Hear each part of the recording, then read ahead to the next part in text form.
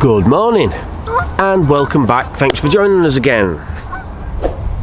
Any new subscribers, welcome along. Thanks for joining us. It really is making a big difference, everybody, hitting that subscribe button, so thank you very much.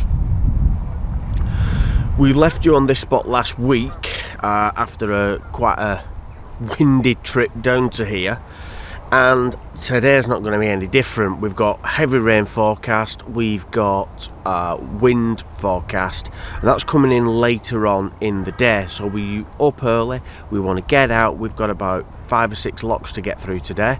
There are lock keepers on apparently, so hopefully, fingers crossed, when we get there, they will be there.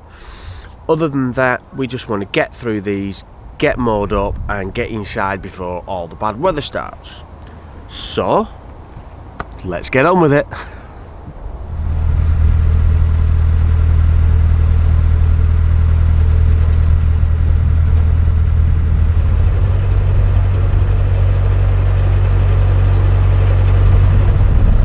So just queuing up now for the first lock of the day. It's a little bit cool. The wind hasn't really picked up yet, so that's not too bad. But yeah, we timed ourselves yesterday and we're getting through at about 12 minutes a boat, so that's not too bad. So yeah, another half an hour and I'll be through there or thereabouts. Right, I suppose we best go and lend a hand. So as expected, it's about half an hour later now, and the lock's just finishing being filled for us. So yeah, everything's going according to plan time wise, so hopefully we can get through before the rain comes. The wind's picked up a little bit earlier than expected though, and it's blowing this way, so it's pinning me to the towpath. Now, I was doing this yesterday and I was using a technique called springing, so I was springing the boat off, and for that I was tying the stern line round the bollard, put the boat into reverse and hold on tight to the rope, and that brings the front of the boat off. And once you've got the front of the boat off, you can go forward into forward gear, undo the couple of turns, get the rope in out the way, and away you go. Anyway, that was Gary on the radio telling me I can go, so let's go. Good to go, Jones there.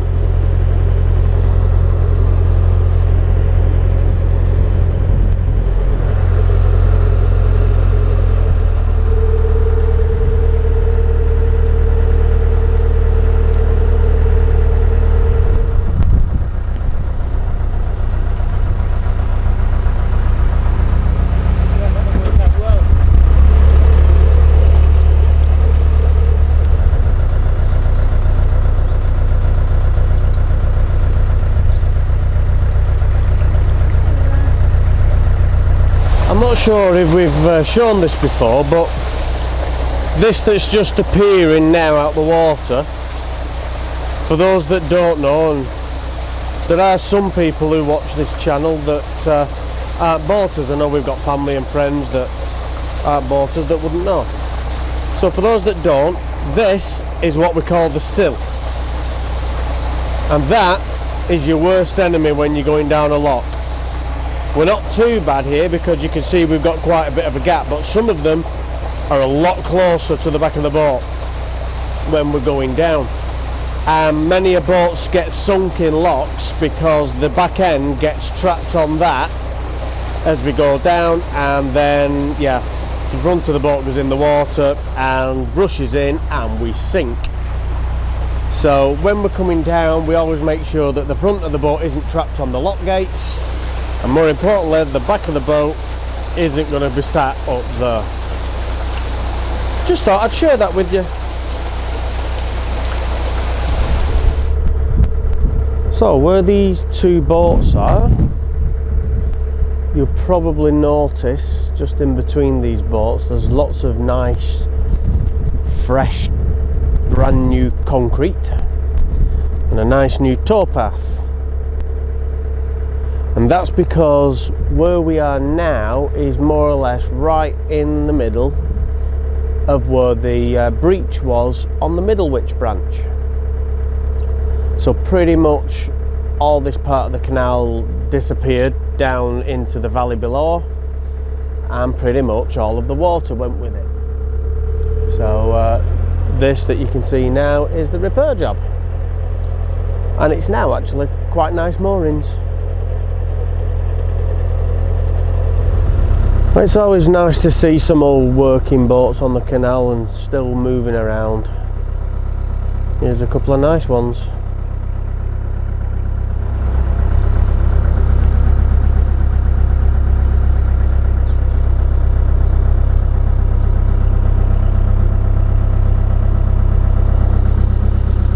So where we are at the moment is Wardle Lock, and if we zoom in, you can just see, just through the lock gates there's a bridge. Between here and that bridge is Wardle Canal. Wardle Canal is the shortest canal in England. My boat fills half of the canal. It's only twice the length of my boat. So as we exit Wardle Lock, welcome to the shortest canal in England, Wardle Canal.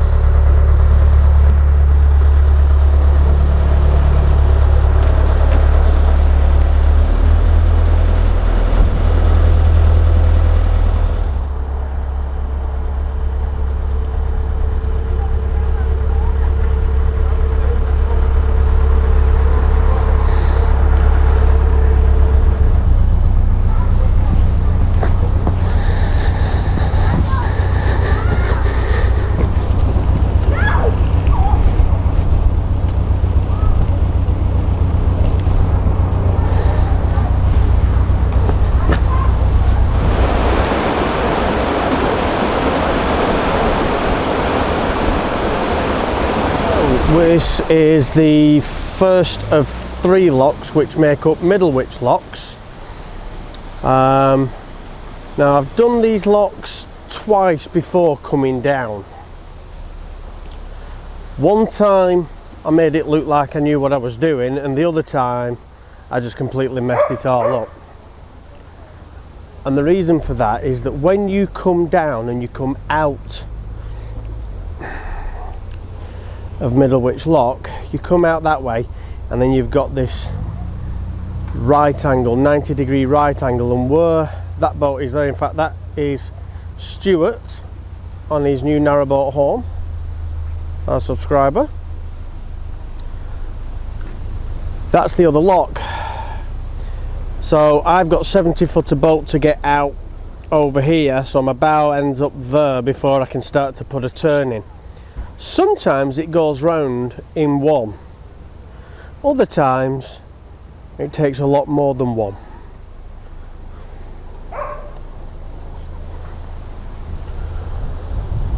What will it be today? Well, there's one boat in the lock coming up, and then it's our turn, so we're going to find out. Right, so it's our turn now to get in the lock. Moment of truth.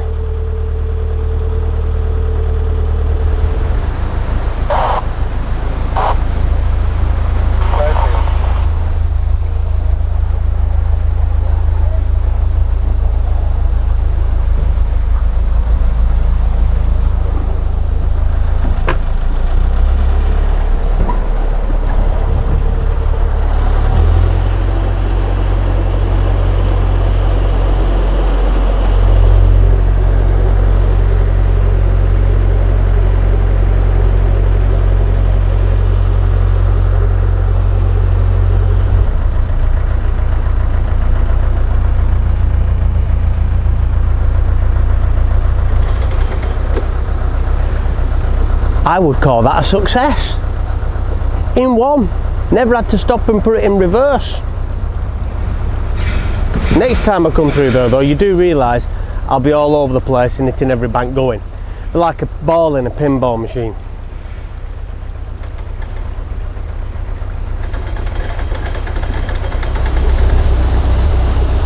Well, this lock is a perfect example of why you should have your duck hatches closed when you go in a lock. That coming out the wall there. There was another one there. That was putting a bit more water out. And finally, last but not least, that one. And they were all projectiling the water out.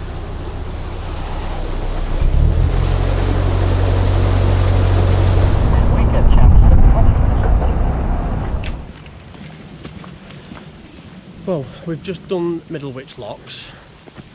We've got one lock left to do today, which is Big Lock, which is just in front of us.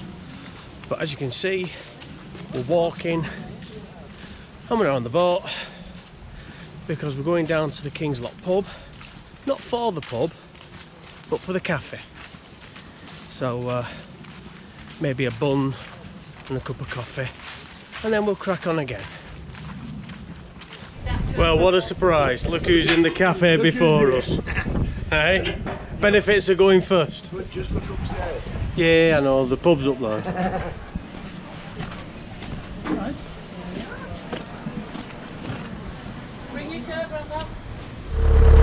Well, that's the first time that I've been into, I think it's Little Lock Cafe, which is at Big Lock Pub.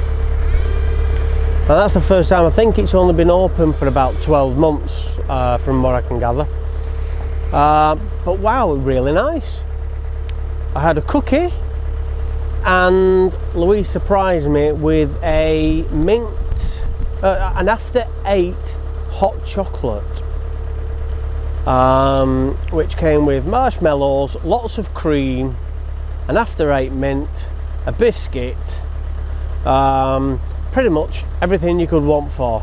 So I am well topped up with sugar. I'm probably going to be bouncing around the back of the boat for the next hour, but it was very well worth it and very enjoyable. So we're just on our way down to Big Lock now, and we're going to get through that. And it's a double lock, so I think looking at it, I think Gary's going to be joining us.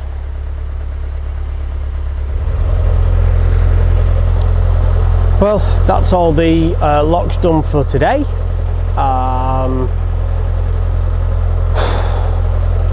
It feels like it's been a long day up to now, but that's it. It's just a straightforward cruise now till we either get to where we want to be or until the rain comes. So whichever comes first really, and then we shall settle down for the rest of the day, and then we'll do it all again tomorrow. So we're through Big Lock and we're off and we're on our way. The plan, or at least the plan with the original weather forecast we had, was that we wouldn't be going past 2 o'clock. The rain and the heavy winds was coming in around 2 o'clock, and we decided that that's it. By then we want to be moored up, job done and dusted. The latest weather report is that that rain isn't coming in till a bit later on in the day, so we think we're going to push a little further and see how far we can get, because we want to move tomorrow, but it's going to be raining. Because we want to be somewhere Saturday, but that will all become apparent. So because it's going to rain, we don't want to be cruising in the rain. We're going to have to, so the less time we can do it, makes sense to put some extra miles under the belt today while we can. So I think that's the plan. So unless the weather forecast is wrong or we get bored, we'll keep it moving. But I mean, it's nice, you know. The last time I came through here, you know, it was fully leave, the the sun was out and squirrels were dropping bombs on us. And if you're not sure what I mean by that, I'll leave a link to the video up there, and you can watch that one. But yeah, just through that section back there, then we was getting bombed by squirrels.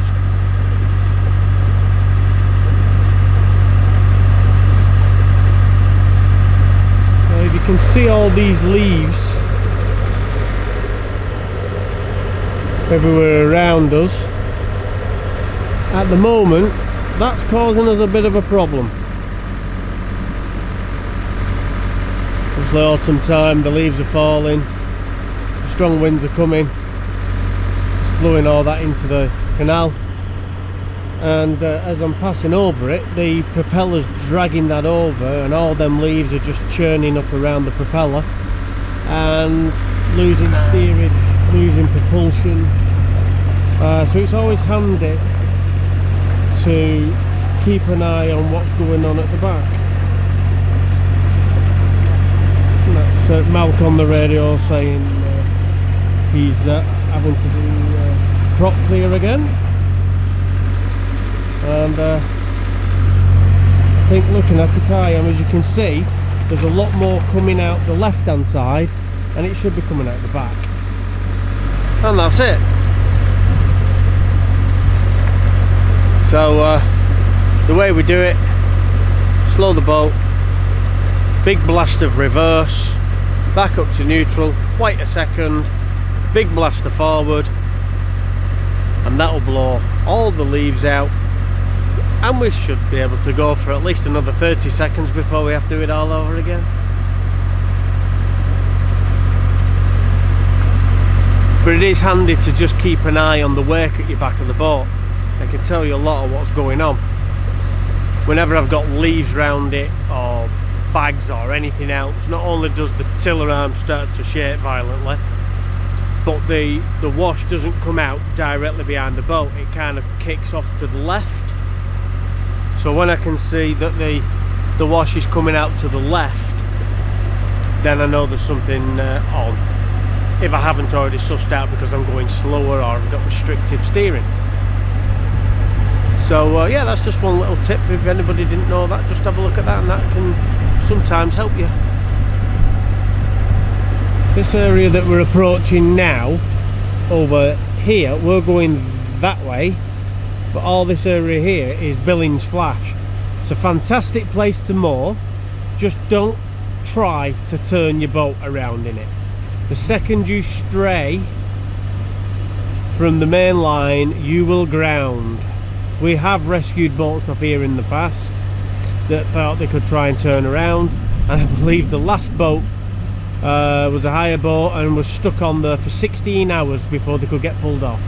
So yeah, if you come down here, enjoy the mooring, just don't try and wind it here.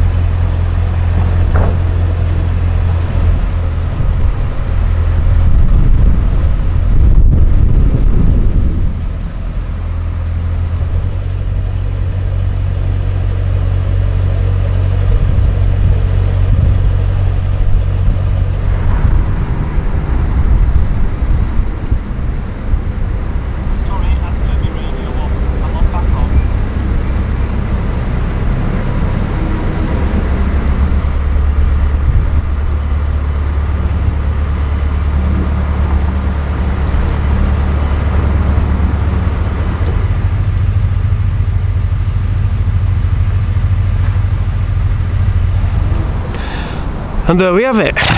We've finally moored up, literally just moored up.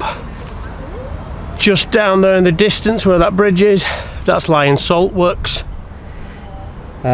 Just down the road is the Salt Barge pub. I don't think we're going to be going there tonight because I'm exhausted, and I just want to go away and get in front of the fire, get my feet up, have some tea, and I'll probably be asleep early. So that's me done. I'll see you tomorrow.